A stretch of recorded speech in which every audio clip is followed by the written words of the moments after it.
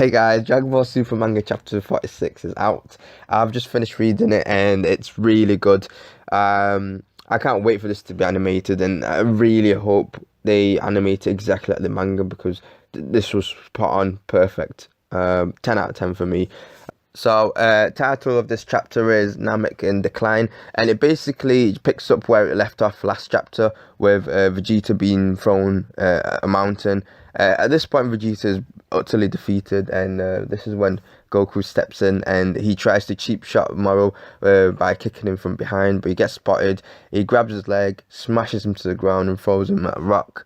And it's just I love this scene because it kind of did remind me of that scene in the movie Dragon Ball Super Broly movie where Broly is throwing Goku around like a little child. So I love that shot, and it's basically revealed that Goku's already worn out.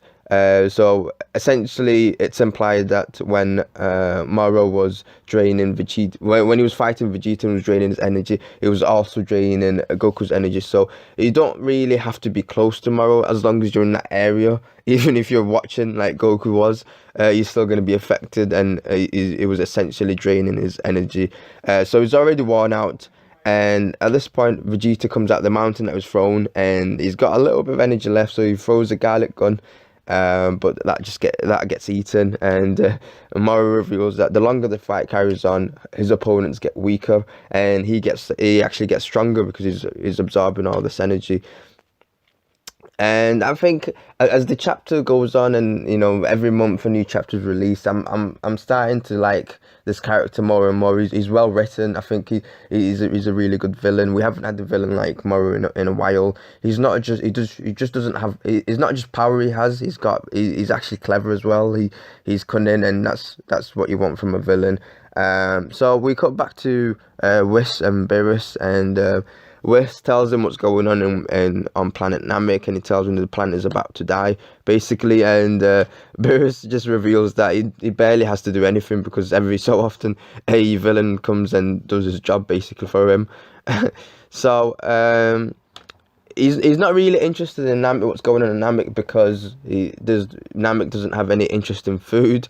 All they'll do is drink water, so he's not going to get involved with it.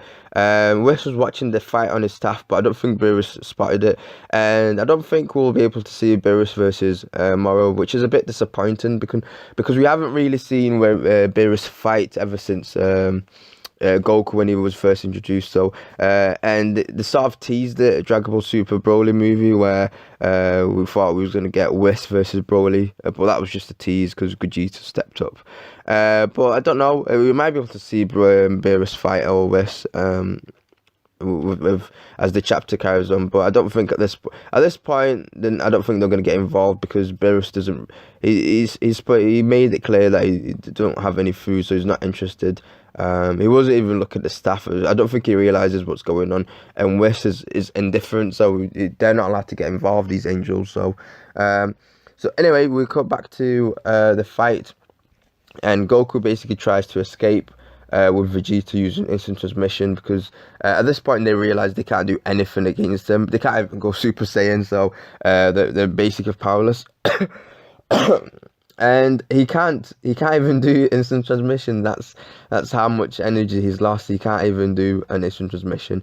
So Moro attacks them, and with a blast, and it kind of leaves a massive crater. So they're both a bit knocked out. Goku gets up first and he's like, Vegeta, he's still alive. And then Moro just crushes him. He knees him to the stomach. He proper crushes him. He just comes down on him knees him right to the stomach, and you can see the expression in Goku's face, how much pain is in, and it just looks, that shot just looks amazing. And he then proceeds and uses his telekinesis powers and basically pulls Vegeta closer and grabs him by the neck. And at that point he reveals that Goku and Vegeta were never a threat to him from the beginning. They never were a threat to him, which is a bit scary because Vegeta and Goku are pretty powerful in this, and this is after the tournament of power, so they're at their peak. And so he's basically holding them both by the neck, and it just looks awesome. And he drains their life energy, and he drains their life energy and leaves them lifeless. Just at this point, they look dead, and he absorbs their energy, and now he looks more masculine, and he looks more he looks younger. His beard is gone, and he's surprised actually that his body could change this much, and he can gain this much power just by absorbing two people. But he doesn't. I don't think he realizes how strong Vegeta and Goku actually are. And then that other soldier basically tells him how he collects the Dragon Balls. Basically, he has to go to the villages, and each village has a Dragon Ball essentially. So he basically has to get it from them. And this sort of reminds me of Planet Namek, when Vegeta was going around doing the same thing. So I found it funny a little bit how Vegeta's protecting Namek, at this point, and he's trying to stop him. But this is exactly the tactic he was using against Frieza back in Namek's sec.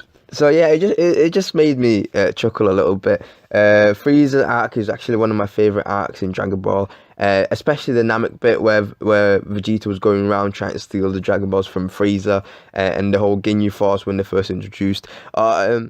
I enjoyed that part. I mean, Vegeta during that arc was just ruthless. I mean, Vegeta has come a really long way, and he's had a lot of character development. But reading this definitely made me feel a bit nostalgic, and it was just a nice reminder, I think, to me anyway. Moro actually reveals in this chapter that Saiyans didn't exist back in his time, because he did say, "I've never met people like you." So Saiyans didn't exist at the time, so that was a bit interesting. So yeah, and this soldier actually asks him, "Are these two dead, or did you leave them alive?" And he basically tells him when someone gets drained that much of their energy, they will perish on their own shortly after that happens. So there's no need for him to finish them off, basically. And they actually would have died, but they get saved by a Namekian. He basically heals them, and that's what saves them. But yeah, so they get saved, and we cut back to planet Earth, and Bulma was trying to get a hold of her sister so she can contact Jacko, and it's revealed that it's been 1 week on planet Earth where since Vegeta and Goku left. So and then we cut back to Goku and Vegeta. So they get healed and they wake up, and it's revealed that they were out for 3 days, and during that time Moro was rampaging on planet Namek and destroying villages after villages, and he's collected 3 Dragon Balls. I found this weird because he can sense the villages. He doesn't need a scouter, and he knows what to do. So he knows he needs to go to these villages and basically force them to give up the Dragon Balls. So I don't know why he's only collecting 1 Dragon Ball per day. That was a bit strange to me, unless he stopped and done something. But I don't know. That was strange for me. But so we cut back to Moro at this village, and he basically surrounded the whole village with fire, and he was levitating these Namekians and one by one burning them until they give up the Dragon Balls. That just shows you what I love. Villains like this, I mean, he reminds me of Frieza back in Frieza arc. A story is only as good as its villains, and to me, a villain has to have personality. The villain has to have a story. The villain has to have a motive. And a lot of people think Dragon Ball doesn't have any great villains, but it actually does. The only villain that doesn't really have any character to them is Majin Buu, and Majin Buu, Gohan absorbed. He was actually a pretty good villain. It wasn't just pure rage that everyone thinks. But anyway, that's a different topic. This villain Moro is actually pretty good. He's using his brains. He's got power. He's cunning. He's smart. and he's giving Goku and Vegeta a challenge. He's basically doing what Zamasu and Goku Black couldn't do. And Zamasu, that was a good concept. He was actually a good villain to start off with. Goku Black, I'm not really a big fan of Goku Black. I never understood why Goku Black was so strong, because Goku Black, he's basically Goku, with Zamasu soul being inside him. So why he was as strong as he was, it made no sense to me, because Zamasu on his own wasn't stronger than Super Saiyan 2. So him combined with Goku, I don't know why his power would jump so much. But anyway, so he's basically torturing these villagers to give up the Dragon Ball, and basically what's happening is the Namekians, well, the strongest Namekians, they're all fusing together like Goku, like Piccolo and Kami did, and the three of these supercharged Namekians heading where Moro is to basically defeat him. And one of them charges at Moro, and Moro doesn't even turn around and look back. He just puts his hand back and impales him right through the chest. This shot is amazing. I don't think we're gonna see this shot in anime. They're probably gonna censor it, but I really hope they do show this in anime just as it is in the manga. It's yeah, I really like that shot. And he impales him, and he just says, apologies. He was dead before I could even see his face. It's a pure savage. So yeah, and that's where the chapter ends. So I'm really looking forward to the next chapter, because this arc is Namek heavy. I do think they're going to involve Piccolo at some point, and this is probably how he's going to get the next power up. He's probably going to fuse with a lot of Namekians, but yeah, I can't wait for the next chapter. Every chapter keeps getting better and better, and I honestly can't wait for this to be animated. So thank you for watching. If you enjoyed my video, appreciate if you can like, comment, subscribe, and I'll see you in the next one. Thank you.